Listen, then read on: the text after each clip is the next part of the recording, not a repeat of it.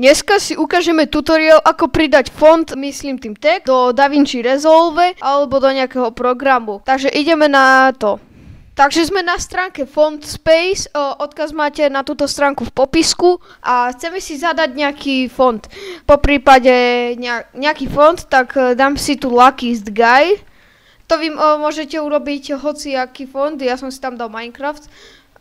A dáme si tento. Tu si dáme download file a toto sa nám načíta. Zoberieme súbor Luckiest Guy a takto ho preniesieme na pracovnú plochu. Takto si ho dáme, štartnem. Tu vidíte ten Luckiest Guy, načítame si ho a tu vidíte napríklad texty.